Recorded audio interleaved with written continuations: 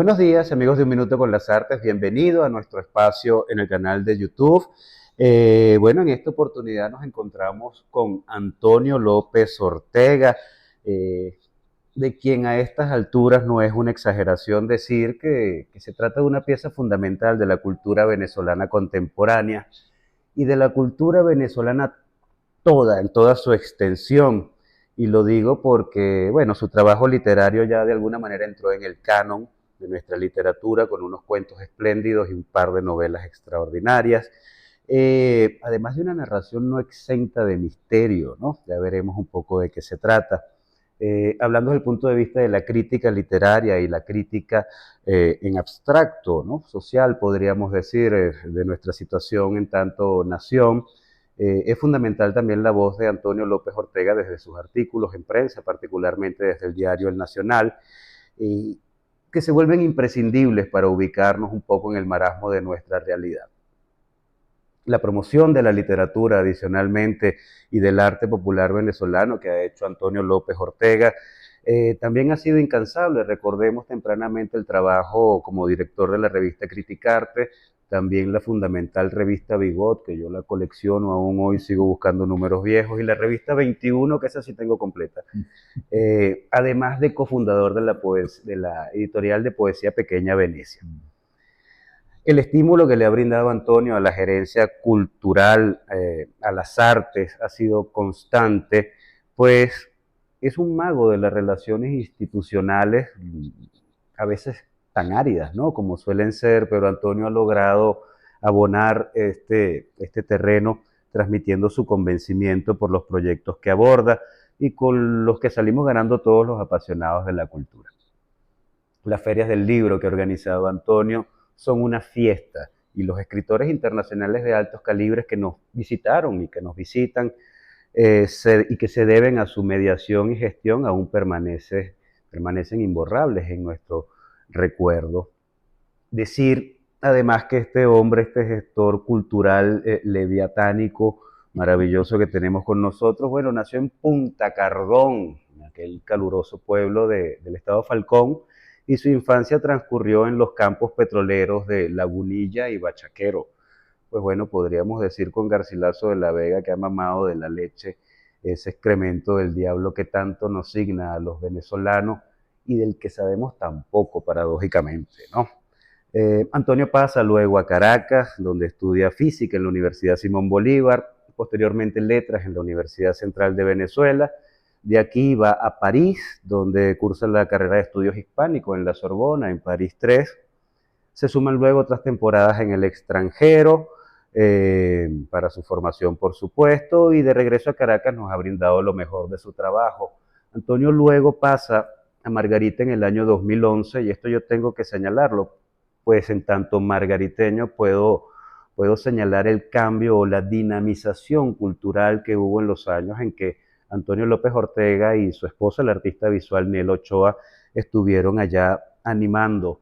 Y, por ejemplo, valdría mencionar la FILCAR, la Feria Internacional del Libro del Caribe, en sus ediciones, que la verdad fue una maravilla, y se movieron una cantidad de margariteños de toda la geografía insular hasta la FILCAR, cosa que es de hacer notar, ¿no? ¿Qué más podemos decir de Antonio? No lo tenemos entre nosotros en este momento, pues en 2017 se fue a La Palma, en Canarias, pero de allá sigue trabajando por la cultura venezolana y es como siempre estuviera entre nosotros. Sigue escribiendo Antonio y escribe mucho, con rigor y con pasión, y bueno, muestra de ese oficio su más reciente novela, Los Oyentes, publicada por la prestigiosa editorial Pretextos en España en el año 2023 y a la que dedicaremos nuestra conversación de hoy. Antonio está de visita a Caracas por 2 semanas y nos hizo un huequito en su agenda apretada, cosa que agradecemos mucho para sostener esta conversación. Y nada, querido Antonio, bienvenido a nuestro espacio y gracias por recibirnos para comenzar a conversar. Muchas gracias, Álvaro. Un placer. Bueno, los oyentes, vamos a entrar de lleno en este plato fuerte que hoy nos convoca, una novela sustantiva y sustanciosa, son 800 páginas, ¿no?, que se pasean por la vida de su autor, o mejor decir, de su narrador Bernardo, y que comienza en la temprana adolescencia de este narrador cuando tiene una epifanía, y es el encuentro con la belleza, su primera iniciación estética, así nos dice el narrador al final de la novela, al escuchar por primera vez la insólita pieza And You and I del no menos insólito grupo Yes. Ese preciso momento fue definitivo para la vida que vendría después de Bernardo el narrador y de Antonio López el autor, porque ese encuentro signaría el tránsito vital de más de 4 décadas que se refleja en la novela a partir de tu propia vida biográfica, ¿no? Ese episodio vendría a constituirse como una especie de piedra de toque de todo lo que vale la pena ser vivido y que vemos condensado en esta joya que es Los Oyentes. La música de ser es disonante, pero la vida continúa y ciertos acordes prevalecen. Leemos en el epígrafe de la novela, escrito por Eugenio Montejo, y los acordes de And You and I hoy siguen prevaleciendo en la vida de Antonio López Ortega o de Bernardo. Comencemos por ahí, Antonio, por ese preciso descubrimiento de la belleza que dio pie a este libro, sí, pero que también dio pie a la vida que el inconforme Bernardo Antonio ha vivido y que ha podido moldear, darle forma, asomarse a lo que él es a través de este descubrimiento inicial e iniciático. Sí. Bueno, yo creo que es inevitable hablar del componente biográfico que tiene la novela, ¿no? Yo a veces trato como de separarme de eso, pero sin duda, esta fue una novela pensada, añorada, querida, mucho antes de la escritura, ¿no? Yo pude beneficiarme, esto no lo debería decir, beneficiarme del periodo que tuvimos del COVID en Tenerife, prácticamente 3 años, para poder, digamos, concentrarme, ¿no? Pero era una novela que obviamente yo la tenía prefigurada en cuadernos, en anotaciones, en citas, ese tipo de cosas. Es decir, todo ese periodo que comienza en la adolescencia temprana, unos primeros años de bachillerato, segundo, tercero, y que se extiende, como se ve en la novela, hasta, bueno, cuando ellos ya son adultos, ellas y ellas, ¿no? Esa, eso fue de alguna manera, digamos, el punto de partida del proyecto, ¿no? La escena a la que se refiere Álvaro, bueno, yo diría que de alguna manera existió. Obviamente todo lo vivido también queda transformado por la escritura, ¿no? La escritura ficcionaliza, ¿no? Cambia las cosas, pero obviamente en esa escena a la que te refieres, yo puedo de alguna manera identificar a 2 de los personajes importantes, ¿no? Carlucho por un lado y Bernardo por el otro, ¿no? Muy jovencitos, en los 14 años, y ya muy tocados por el tema musical en general. Hay que ver lo que fue, digamos, el periodo final de los Beatles en los años 67, 68, todo lo que comenzaba a rodear ese momento, todas esas apariciones de Cat Stevens, de Carole King, de Santana, todo eso que se movía tremendamente en la escena mundial y yo diría en la escena venezolana, ¿no? Y ya en ese momento estaba asomándose claramente eso que se terminó llamando el rock progresivo, ¿no? O el rock sinfónico. Es decir, grupos que venían, por cierto, muy tocados por los Beatles. Cuando uno piensa, por ejemplo, en los álbumes temáticos de los Beatles, eso era como muy claro, ¿no? Entonces, el rock progresivo comenzó a ser para ellos una novedad absoluta, una música como muy elevada, comenzaban, digamos, a pensar o a sentir que no la entendían del todo, pero sin duda los tocaba, ¿no?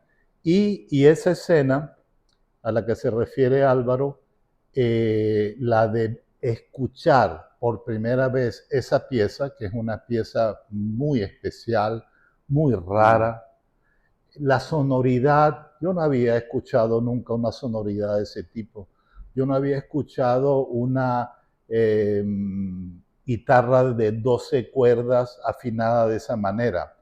El primer sonido de un sintetizador que terminó siendo Moog en manos de Rick Wakeman, uno de los grandes tecladistas del rock de todos los tiempos.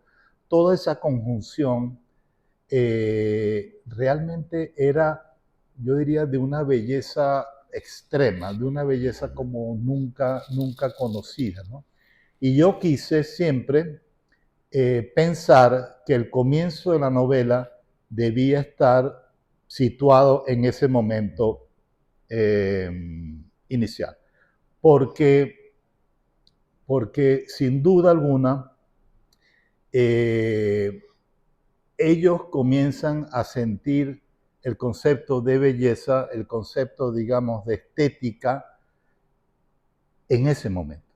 En ese momento. Aunque no entendieran del todo, aunque tuvieran que poner la pieza y volverla a poner, y bueno, de alguna manera ese fue el momento, digamos, de reflexión, ¿no? A mí me ocurre todavía lo que pasa en la novela al comienzo, que es que yo puedo seguir escuchando esa pieza y sentir que es como si la estuviera escuchando por primera Sí. vez. Yo creo que toda gran pieza, toda gran obra de arte, pues no muere. La temporalidad no la afecta Sí. porque es sencillamente la belleza, el concepto de la trascendencia lo que prevalece. Ahora, el narrador de esta novela ubica la edad de oro del rock sinfónico progresivo entre el 1968 y 75 y hacen un guiño aquí, una referencia a Ivan Losher, que dicho sea de paso le hubiera encantado leer esta novela, ¿no? Ese periodo de tiempo era, bueno, en qué época en que bandas como Yes o King Crimson o Gentle Giant o mismo Genesis sorprendieron al mundo con una nueva manera de hacer música haciendo funciones instrumentales insólitas, ¿no? Sí. Inéditas hasta el momento, que podrían tender a lo sinfónico, a lo académico, al jazz, etcétera.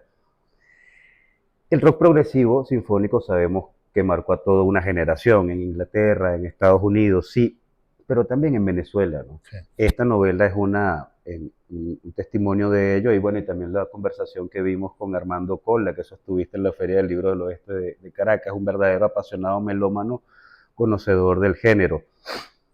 Aquí en Caracas el Teatro Altamira, ¿no? El Teatro Mata de Cocos, creo, Sí, eran los escenarios donde sí. se presentaban bandas experimentales que sorprendían por una propuesta que se vinculaba un poco con eso. Tal vez el caso mítico entre nosotros de la banda municipal puede Sí, ser uno de ellos, que está muy bien reflejado en el libro. sí, O el comienzo de figuras como Vitas Brenner sí, o Jerry Whale desde el jazz recién fallecido. sí. Y ¿cómo recuerda Antonio López Ortega esos años del rock progresivo en Caracas entre nosotros? ¿Cómo se recibió esa música entre nosotros? Se recibió de manera muy amplia. Ese Eso estaba, por ejemplo, ese fervor estaba eh, acompañado, por ejemplo, por muy buenos programas de radio que de pronto teníamos que escuchar en horarios muy tardíos, con excelentes locutores, con gente muy entendida, con gente que nos ponía,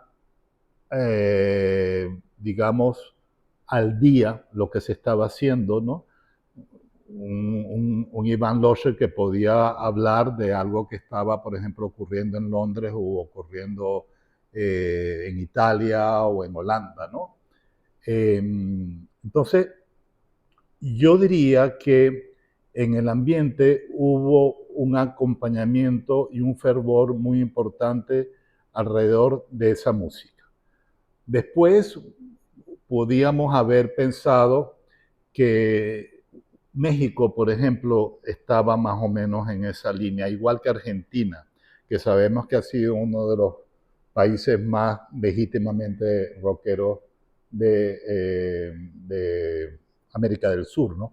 Pero Venezuela no se quedaba atrás para nada.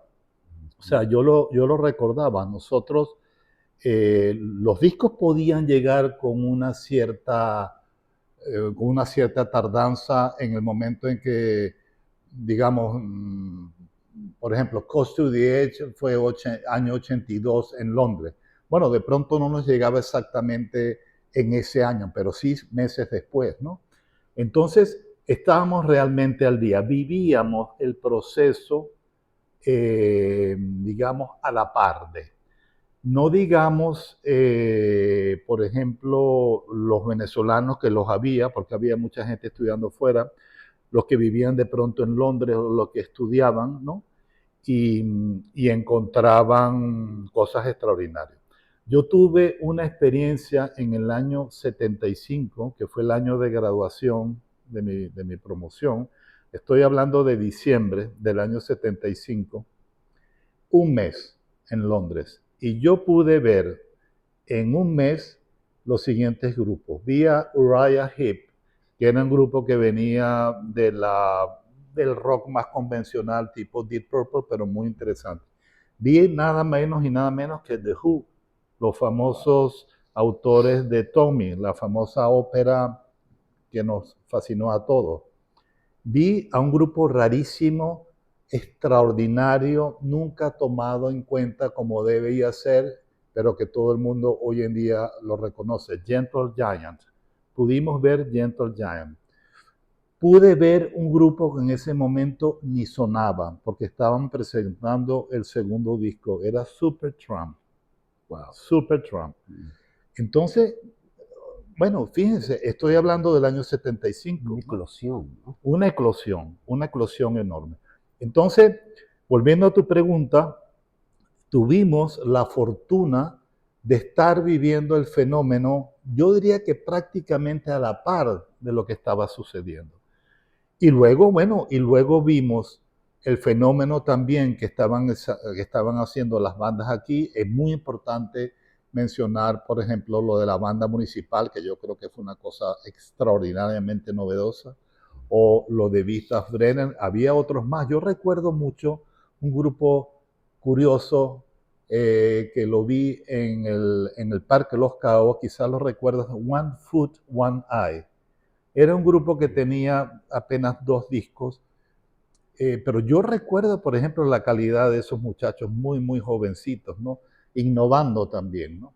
Entonces, bueno, precisamente por esa vivencia tan profunda del fenómeno que me impactó a mí y nos impactó a todos, yo creo que por esa razón, cuando yo escribo la novela y voy hacia atrás, me doy cuenta que habían suficientes elementos vivenciales para entender que eso que vivimos era perfectamente novelable y valía la pena escribir sobre eso.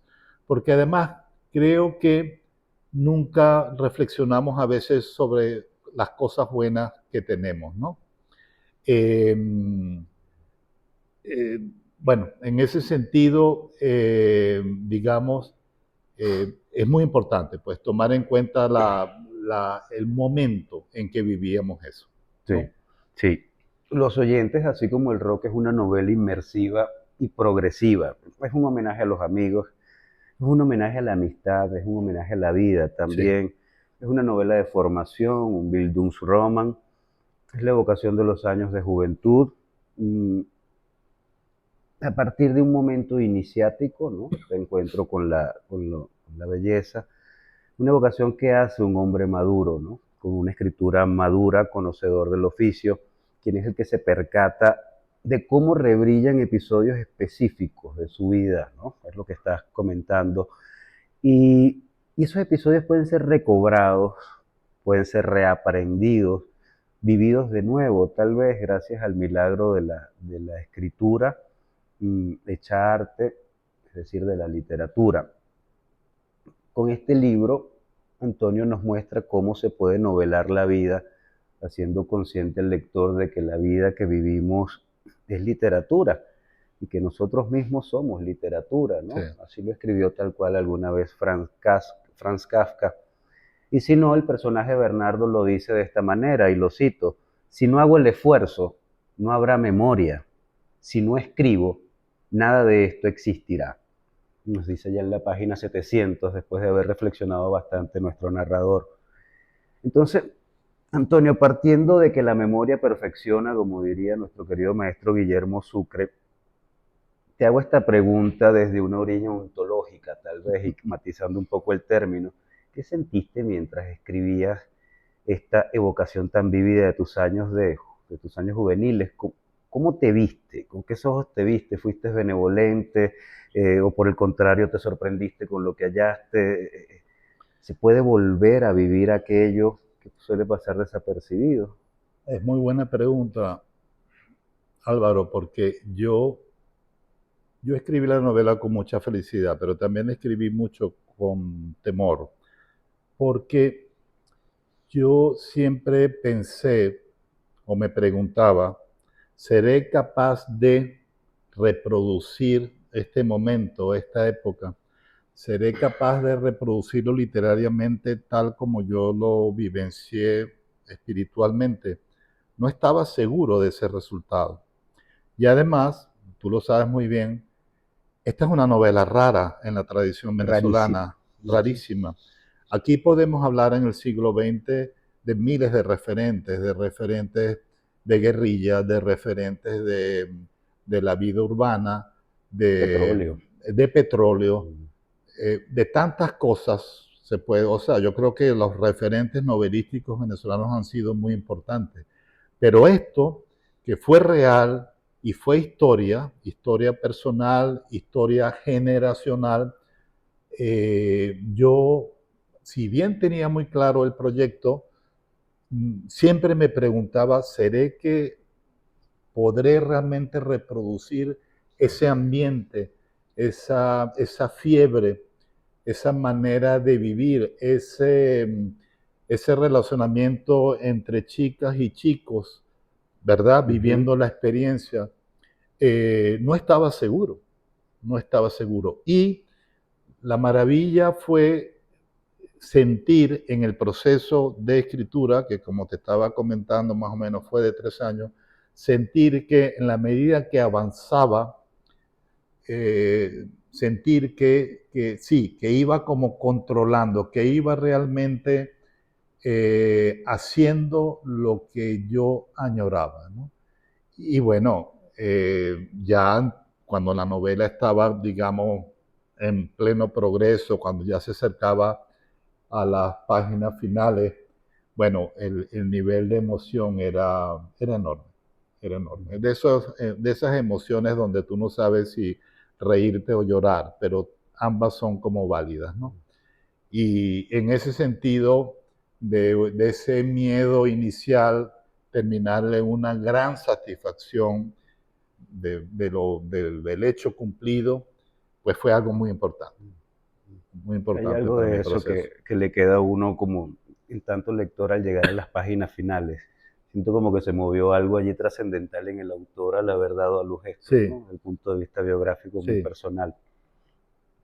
Ahora, eso es lo atípico de este libro, Antonio, y lo raro de esta novela en la literatura venezolana.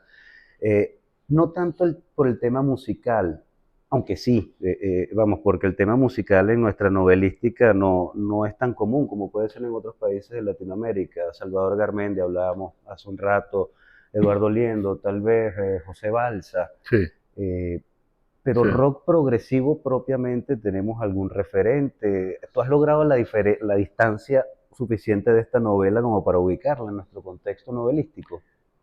No, para ser muy serio, incluso cuando me pongo un poco en el rol, en el rol crítico, la sigo sintiendo extraña, ¿no?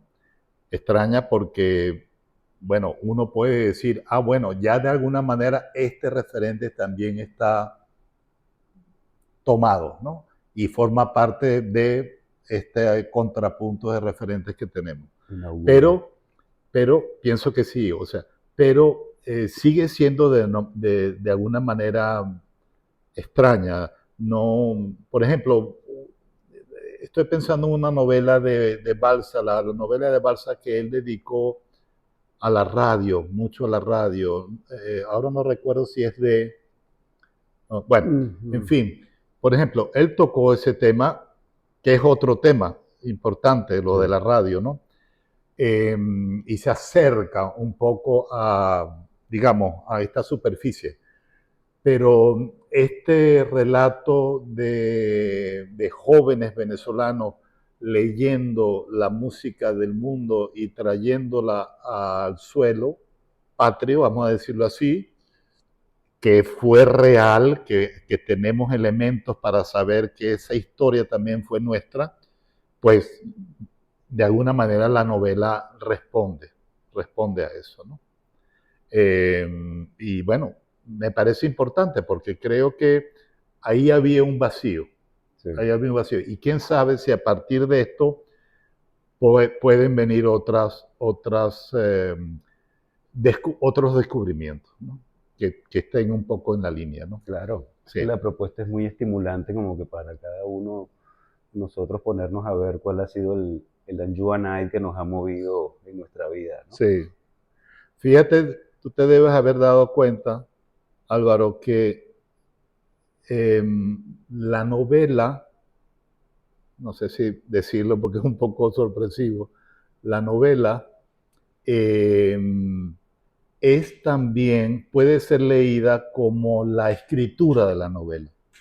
En la parte final, Claro, en la parte final, el narrador, Bernardo, está también pensando, siente que el mundo ya está cerrando, siente que los amigos ya están de alguna manera en parajes distintos, los que se quedan aquí, los que regresan, sí, ¿verdad? Y él entonces está pensando que ha llegado el momento de escribir sobre eso que se ha contado. Entonces, ese juego como de circularidad de la novela refuerza la idea de que el esfuerzo literario era la necesidad de escribir esa novela claro. y que quede reflejado, ¿no?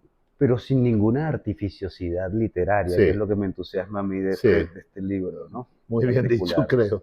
Sí, yo Ujú. creo que no. Yo creo que no se siente artificio. Yo creo que se siente algo Muy natural, pues natural, necesario, ¿no? natural. Sí, Sí.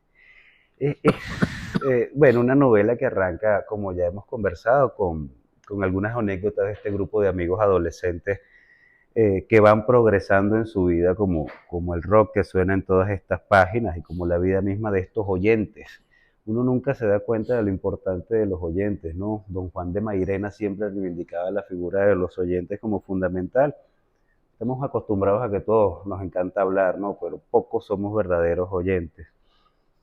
Y esta novela, sin duda, es un gran homenaje a esos oyentes y al rock sinfónico propiamente, al rock progresivo, sin duda.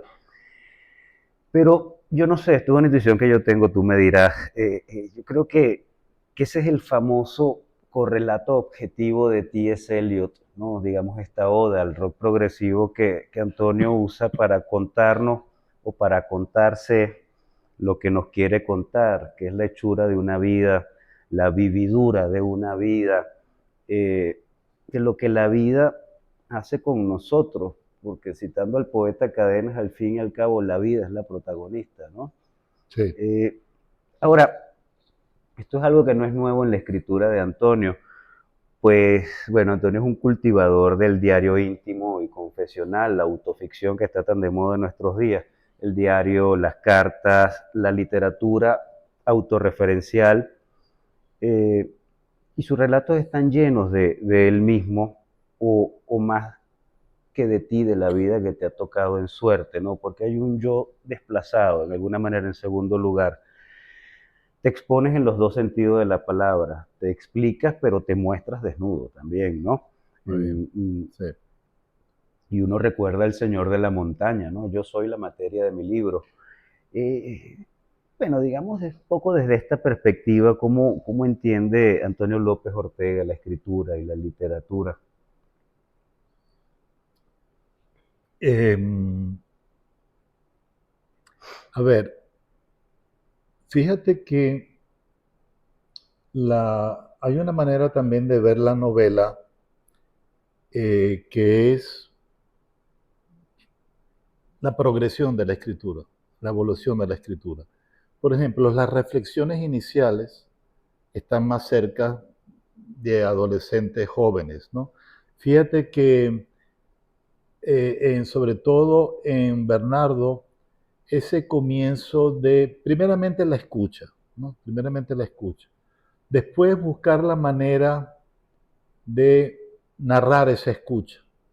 Después de sentir interés en escribir piezas, ¿no? Piezas Sí, con el grupo ese letras, que armaron, ¿no? El primer grupo ese sí, incipiente que armaron.